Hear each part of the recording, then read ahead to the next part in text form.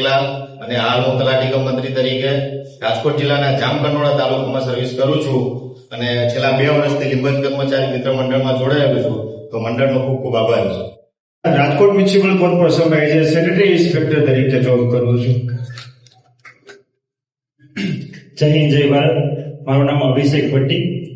પૂર્વ કચ્છ ગાંધીધામમાં 2 વર્ષ કોન્સ્ટેબલ તરીકે નોકરી કરી. 2 મહિના પહેલા રાજકોટ આવ્યો માલવીનગર પોલીસ સ્ટેશનમાં જ્યારે કોન્સ્ટેબલ તરીકે ફરજ બજાવું છું. રિટેન્શન ઓફિસર તરીકે 2024માં નિવૃત્ત થયેલ છું. કુંદાવાડી બ્રાન્ચમાં સર્વિસ કરું છું, સિનિયર કસ્ટમર આસિસ્ટન્ટ. આભાર. મયુર સોલંકી રક્તરિયા એસબીઆઈ રૈયા રોડ બ્રાન્ચમાં સર્વિસ કરું છું. 25 વર્ષથી અમારા કર્મચારી 1 લાખ ભાઈ માગડિયા અહીંયા રાજકોટ પીજીવીસીએલમાં ડેપ્યુટી એન્જિનિયર તરીકે ફરજ બજાવું છું, એટલે જીઈબી સાથે કનેક્ટેડ છું. આ ઉપરાંત એક પ્રાઇવેટ બિઝનેસ પણ છે રાજકોટમાં, air ticket, hotel booking, visa, passport, immigration. એટલે એ નાતે હું જ્ઞાતિને કંઈક ને કંઈક કામ આવી શકું. પાસપોર્ટથી લઈ અને વર્લ્ડના કોઈ પણ દેશના વિઝા કે ઇમિગ્રેશનને લગતી કોઈ પણ માહિતી જોતી હોય તો વિના સંકોચે મારો કોન્ટેક્ટ કરી શકે છે. Thank you. ડેપ્યુટી મામલતદાર.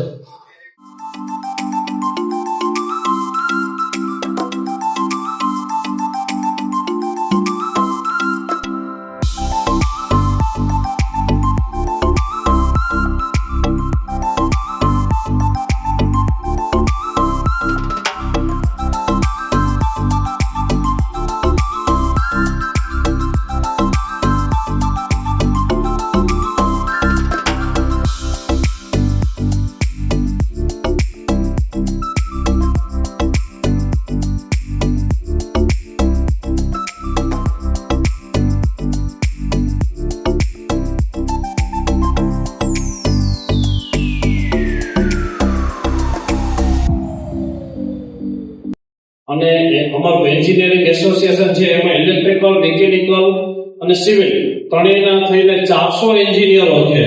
એ 400 એન્જિનિયરો એટલે એવી કારોબારી છે કે કમિશનર પોતે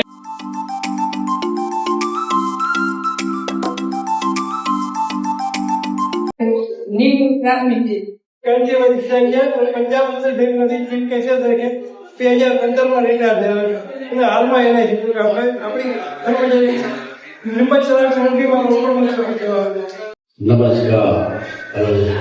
હું એમ.ટી. પરમાર, નિવૃત્ત જિલ્લા પંચાયત એકાઉન્ટન્ટ, વર્ષ 2016.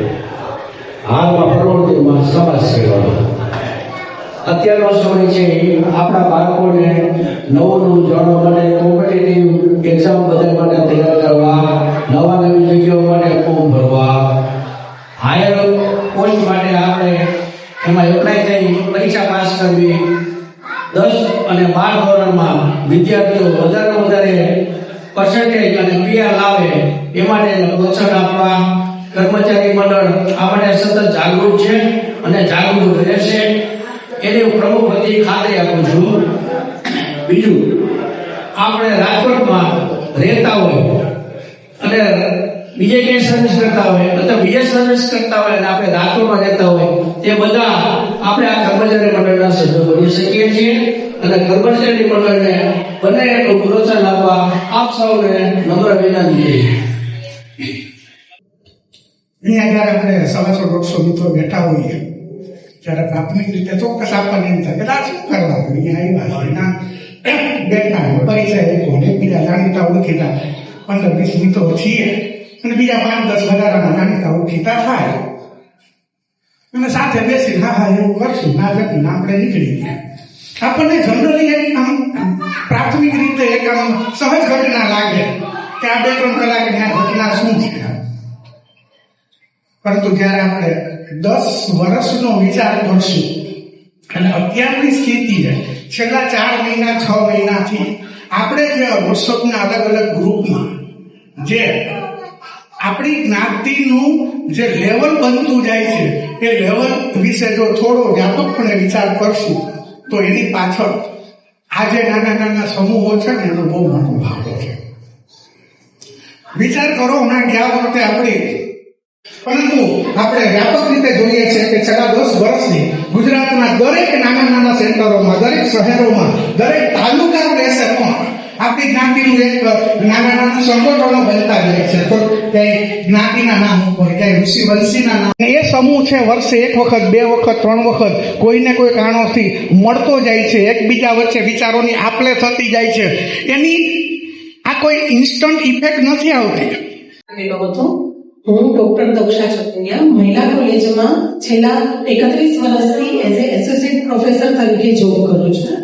હવે આપની દીકરીઓ મહિલા કોલેજમાં ભણતી જશે અથવા તો એવા પણ પેરેન્ટ્સ હશે અહીંયા કે જેમને એમને એડમિશન લેવાનું થશે. એટલે ઘણા વર્ષો પહેલા, જેમ કે ભાઈ હમણાં કીધું કે 10 વર્ષમાં આપણી જ્ઞાતિ ઘણી આગળ જોવા મળે છે. પહેલા જે હતું એના કરતા ઘણું આગળ આપણી જ્ઞાતિમાં આપણા જે બાળકો છે ઘણા આગળ વધ્યા છે. તો એડમિશન વખતે કે કોલેજમાં હું હોય ત્યારે મને આવીને ઘણા પેરેન્ટ્સ એમ કે અમારી જ્ઞાતિમાં તો દીકરીઓને ભણાવતા જ નથી. એટલે મારે પૂછવું પડે કે આપની કઈ જ્ઞાતિ છે. ત્યારે મને એવું કહેવામાં આવે કે વાળંદ જ્ઞાતિ છીએ. ત્યારે હું એમને કહું કે ભાઈ હું પણ તમારી જ જ્ઞાતિમાંથી આવું છું, તમારી દીકરીને અહીંયા ભણવા માટે મૂકો. પણ હવે તો ઘણી બધી દીકરીઓ ભણવા માટે આવે છે. હવે ખાસ કરીને મારે એ કહેવાનું છે કે અત્યારનો જે ફ્લો છે એ બધો એન્જિનિયરિંગ કે નીટ કે MBBS તરફ વધારે જાય છે. તો આપણે છેલ્લા 2 વર્ષથી જીપીએસસીની એક્ઝામ કે યુપીએસસીની એક્ઝામ માટે તૈયારી કરી રહ્યા છે. બસ એવું બહુ સાંભળવા મળે કે તમારું બાળક શું કરે છે, કે તમારી દીકરી શું કરે છે, દીકરો શું કરે છે. તો એવું કહે કે જીપીએસસીની એક્ઝામની તૈયારી કરે છે. હવે એ એક્ઝામની તૈયારી 2 વર્ષ કરે, 3 વર્ષ કરે, છતાં પણ કાંઈ મળતું નથી. અને આર્થિક રીતે આપણે જાણીએ છીએ કે આપણે પછાત કરી શકાય આપણી જ્ઞાતિ. તો આપણે આપણી દીકરીઓને ખાસ પગભર બનાવવાની જરૂર છે અને એવું ભણાવીએ કે એ તરત પગભર થઈ શકે અને પોતાને એક સારી જોબ મળી શકે. એટલે સમાજના દીકરા દીકરીઓને એક સારું એવું માર્ગ. મેં હમણાં જ એક લેખ વાંચ્યો હતો કે ડોક્ટરનો છોકરો ડોક્ટર બને છે એનું કારણ શું. સંદેશમાં ખૂબ સારો આર્ટિકલ હતો. એટલે એમાં તમે જો ડિટેલમાં વાંચ્યું હોય આર્ટિકલ તો વાંચવા જેવો છે. મેં એવું લખ્યું હતું કે એ ઘરની અંદર વાતાવરણ એ ટાઈપનું હોય છે, એક ડિસિપ્લિન વાળું વાતાવરણ હોય. એ છોકરો છે એના મધર ફાધર બંને સરકારી કર્મચારી હોય અથવા તો એક સરકારી કર્મચારી, તો છોકરો કે દીકરો કે દીકરી એમાંથી શીખતા હોય છે. અને આ એક સાયકોલોજીકલ ટેસ્ટ છે. તમે તમારા દીકરાને કહેશો, દીકરીને કહેશો કે તું ભણવા આવીશ અને એ દેશે ભણવા, તો એવું હું નથી માનતો. પરંતુ એના મધર ફાધર, એના પેરેન્ટ્સ મહેનત કરતા હશે, એના મધર હશે એ ટ્રેનિંગ કોઈને દેવા જતા હશે, એ ઘરે આવી અને ઓફિસ વર્ક કરતા છે, એમાંથી એ દીકરો કે દીકરી છે ઇન્સ્પાયર થશે. એમાંથી એને એવું થશે કે આ ઉંમરે તમારા પેરેન્ટ્સ આટલી મહેનત કરતો તમારે કરવાની જ હોય. એટલે આ બધી વસ્તુ એવી છે કે એક રસ્તો દેખાડવો ને, ગાઈડન્સ સાચી વસ્તુ છે. અત્યારના યુવા વર્ગને આપણે ગાઈડ દેવું એ ખૂબ જ મહત્વની વસ્તુ છે. એટલે આવી રીતે આપણે તો ખૂબ, હું પોતે એક આર્ટિકલ પણ લખું છું, ઘણી બધી બુક્સ પણ લખેલી છે. અને હું પોતે ત્યારે હાલમાં હું લોમાં PhD કરું છું. મારી પાસે 10 ડિગ્રી છે.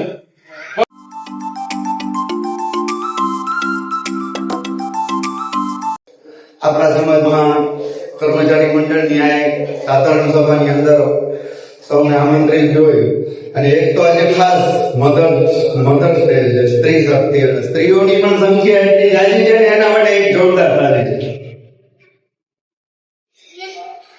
રાજકોટ વાણંદ સમાજ કર્મચારી મંડળ દ્વારા આયોજિત આ સાધારણ સભામાં આપ સૌ બધાઈ છો. માયસેલ્ફ વૈભવ પરમાર, રાજકોટ RMC માં આધાર વિભાગમાં SS સુપરવાઇઝર તરીકે મારી ફરજ નિભાવું છું. તેમજ સંસ્થાની નાની મોટી રાજકોટની અલગ અલગ સેવાકીય સંસ્થા, સામાજિક, આર્થિક, રાજકીય ઘણી બધી સંસ્થાઓ સાથે જોડાયેલા છીએ. અને ફૂલ નહીં તો ફૂલની પાપડી તરીકેનું યોગદાન આપીએ છીએ. અને સમાજમાં કંઈક ને કંઈક પ્રવૃત્તિ કરતા રહીએ અને એક્ટિવનેસ રહીએ. હું એવું માનું છું કે અહીંયા જેટલા ઉપસ્થિત છે ને એમાં આઈ થિંક સૌથી નાની એજમાં હું હોય ફાઇનલ. નાથાલાલ પરમાર, ગુજરાત ST માં જોબ હતો, હવે રિટાયર થયા. Thank you. નિલેશભાઈ રાવરાણી, છેલ્લા 25 વર્ષથી ધોરાજીમાં ઇંગ્લિશ ટીચર હતો. મારા બાળકોને અહીં મેડિકલમાં એડમિશન મળ્યું એ સંદર્ભે અમારી પહેલી મિટિંગ છે. ST માં રિટાયર થઈ ગઈ છે. વાણંદ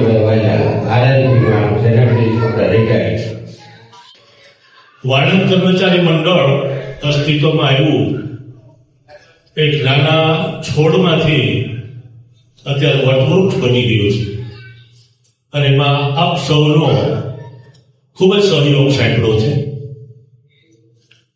શરૂઆત તો જ્યારે થતી હોય ત્યારે ઘણી બધી પ્રતિકૂળતાઓ આવતી હોય છે, ભૂલો પણ થતી હોય છે, પણ છતાં પણ કહેવાયું છે કે નથી ગમતું ઘણું પણ કંઈક તો એવું ગમે છે કે જેના કારણે આ ધરતી ઉપર રહેવું ગમે છે. કેટલીક એવી પ્રવૃત્તિઓ હોય આપણા રોજબરોજના કંટાળાજનક અથવા તો વ્યવહારની ભાંજગડની અંદર આપણે એટલા પરોવાયેલા હોય કે ક્યારેક કંટાળો આવતો હોય, આપણું અસ્તિત્વ પણ ક્યારેક અપ્રિય લાગતું હોય, પણ આવી સામાજિક પ્રવૃત્તિઓ, સેવાકીય પ્રવૃત્તિઓ, ધાર્મિક પ્રવૃત્તિઓ એના કારણે આપણને જીવવાનું એક બળ મળતું હોય છે. એમાં સહયોગ આપવાથી મંડળ ખૂબ જ સારી પ્રવૃત્તિ કરે છે. વર્ષ દરમિયાન આવા કાર્યક્રમો, વિદ્યાર્થી સન્માન એ ખૂબ જ આવકાર્ય છે. મારી અગાઉ ઘણા બધાએ વક્તાઓએ રિટાયર થયો છું 2020માં. આભાર. આપણા સમાજનું મહિલા મંડળ જે આપણે ગયા વર્ષે ચાલુ કરેલું અને એક પ્રવૃત્તિ આપણે કરેલી, અને ત્યાર પછી આપણે જયારે લીંબચા આઠમ હતી ને ત્યારે આપણે એક ટેબલ પણ રાખેલું હતું. ત્યાં આપણે મહિલા સભ્યો બનાવેલા, ઘણા બધા બન્યા છે. આઈ થિંક 150 ઉપર વયા ગયા છે બધા. તો મારે હું તમને લોકોને મહિલા મંડળ એક નમ્ર નિવેદન કે કોઈને પણ મહિલા મંડળમાં જોડાવવું હોય તો જ્યારે અમે નેક્સ્ટ પ્રોગ્રામ કરીએ ત્યારે એ સૂચનો આપશું અમે. અને અત્યારે અમારું એવું છે કે આ જે બધા મહિલા મંડળમાં જે જોડાઈ ગયા છે ને એ માર્ચ સુધીમાં એ લોકોની વાર્ષિક ફી અમે લોકોએ લઈ લીધેલી છે.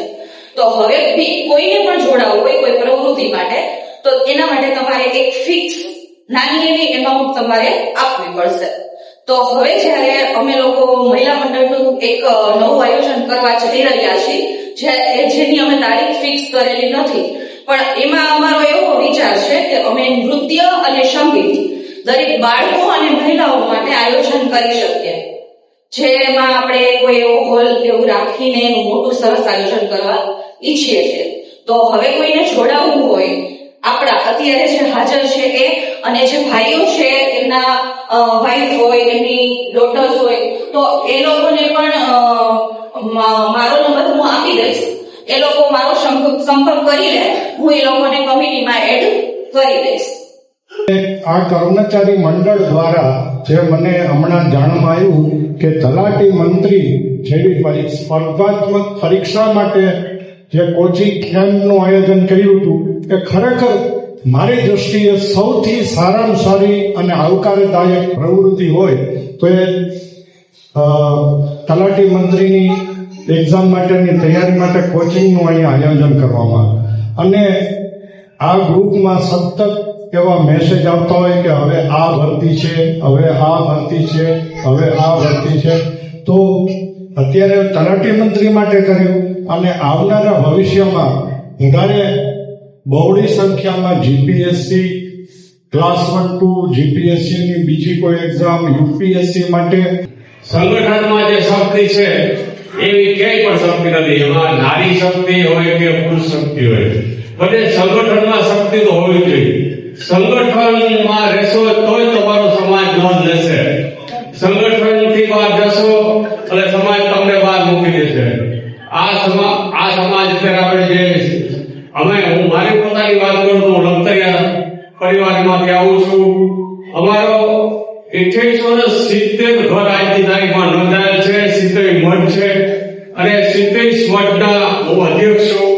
અને અધ્યક્ષ તરીકે અમે જે સંગઠન બનાવ્યું એમાં ગુજરાત લેવલે અમે પેલા 6000 ની સંખ્યા ભેગી કરી, બીજી વખત 5000 ની સંખ્યા ભેગી કરી અને ત્રીજી વખત 3500 ની સંખ્યા કરી. તો આ સંગઠન અમે ગુજરાત લેવલે એક નોંધ લેવાની પણ છે.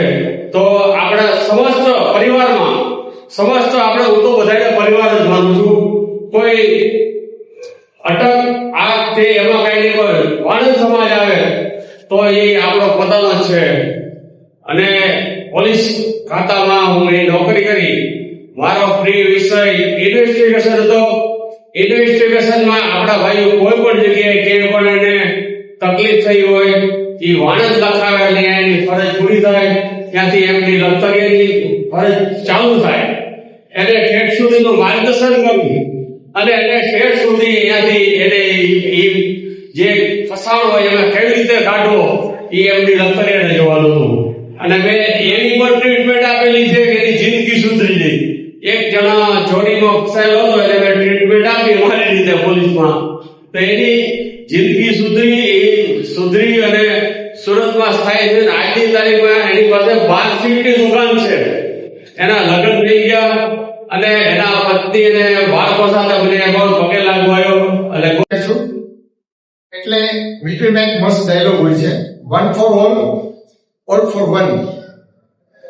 બહુ મસ્ત ડાયલોગ, મને મજા આવે કે આપણે એક માટે બધા માટે એક. સાહેબ સુરાણી સાહેબે વાસુરાણી સાહેબે ખૂબ મહેનત કરી છે. હું તો બહુ દશક વર્ષથી આમાં જોડાયેલો છું. પણ હવે આપણી જ્ઞાતિના છોકરા છોકરીઓ અને યુવાનો પોલિટિક્સમાં છે, એજ્યુકેશનમાં છે, તો સાહેબ કળિયુગમાં સમજી શક્તિ એકદમ ક્લિયર વાત છે. કોઈ પણ સેનાને જીતવી હોય તો એનાથી વધારે સેના કે ઇક્વિપમેન્ટ તમારી પાસે હોવા જોઈએ. આ સિમ્પલ લોજિક છે, આમાં બીજું કઈ છે. તમારે પાકિસ્તાનને જીતવું હોય તો તમારા પાકિસ્તાનની ટેકનોલોજી કરતા વધારે ટેકનોલોજી વાળા ફાઇટર તમારી પાસે હોવા જોઈએ. ખાલી સાંભળશે કે આની પાસે આટલો ફાઇટર છે એટલે ડરશે, બીજું કઈ નથી સાહેબ, લોજિક કઈ નથી. હવે ઘરમાં તમે માહોલ ક્રિએટ કરવાનો છે. તમારા છોકરા છોકરીને શું બનાવવો છે એનો માહોલના ક્રિએટર તમે પોતે હોવા જોઈએ. તમે કોચિંગ ક્લાસમાં મોકલી દો, છોકરો કઈ બની ન શકે. હમણાં તો એ કીધું કે ડોક્ટર હતા, એના ઘરમાં બધા ડોક્ટર હતા. તો આગ્રા હોસ્પિટલની અંદર એક ફેમિલી એવું હતું, એના ઘરમાં બધા ડોક્ટર, કોઈ કાનનો, કોઈ આંખનો, કોઈ નાકનો, કોઈ ગાયનોલોજીસ્ટ, કઈ કાંઈ. શુક્રવારે એને ઘરમાં માહોલ એવો મળ્યો છે. ટૂંકમાં થઈ ગયો. હાર્વર્ડ ફોર્સિસ મેડિકલ કોલેજ પુના વિશે કોઈને જાણકારી ન હોય તો ટૂંકમાં આપી દો. તમારા દીકરા કે દીકરી જે નીટની પરીક્ષાની અંદર સારા માર્ક લેવે એને જરૂર એપ્લાય કરાવજો. જુલાઈ ઓગસ્ટમાં એની જાહેરાત આવશે, બરાબર છે. એના બેનિફિટ તમને કહી દો. એક તો ફ્રી ઓફ કોસ્ટ છે MBBS. Subject to the condition that you have to sign agreement for 20 years service in armed forces as a doctor after completion of the MBBS. Okay. અને એક જ એવી જગ્યા છે કે જ્યાં તમને MBBS પછી ડાયરેક્ટ કેપ્ટનની રેન્ક મળશે, બરાબર છે. થર્ડ બેનિફિટ, તમે અહીંયા પીજી કરશો એ પણ ફ્રી ઓફ છે. If you want to proceed abroad four further study after PG, government provide full facility with payment. Okay. So this point should be noted for your daughter and son. And last point, there is 30% reservation for the ladies. It is advantage for the ladies. Okay, thank you very much. Thank you. દીકરીઓ જો આવે છે તો પણ એમના કેવા problem હોય છે અને કઈ માનસિકતાઓ છે ને આપણી એ રજૂ કરે છે.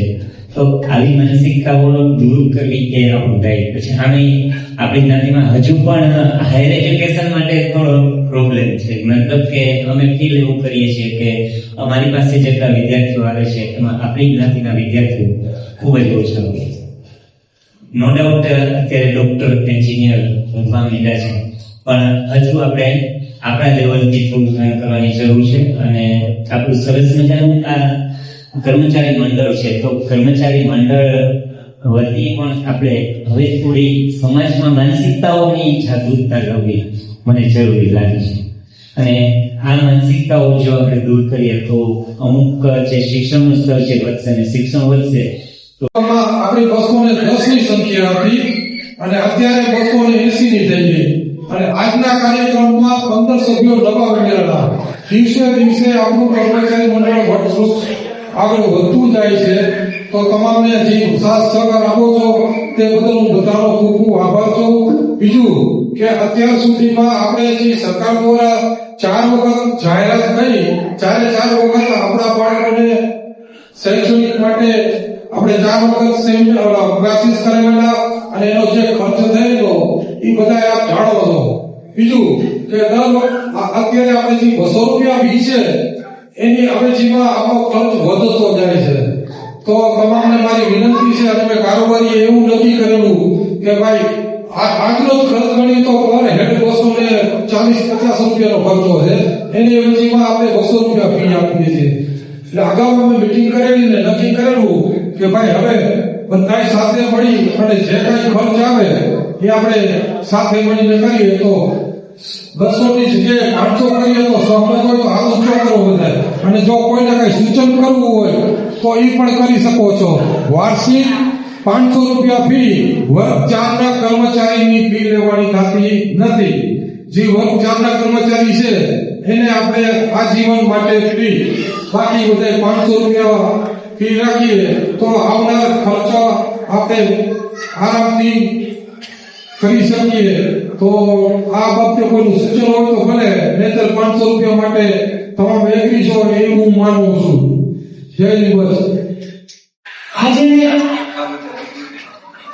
વાર્ષિક સભા માટે રાખ્યો છે એજીએમ, અને એમાં આપણે બધાને જાહેરમાં આપણા ગ્રુપમાં મેસેજ મૂકીને આમંત્રિત કરેલા. એમાં સારી એવી સંખ્યામાં કર્મચારી ભાઈઓ અને બહેનો ઉપસ્થિત રહ્યા છે અને એના માટે આ સૌનો આભાર માનું છું.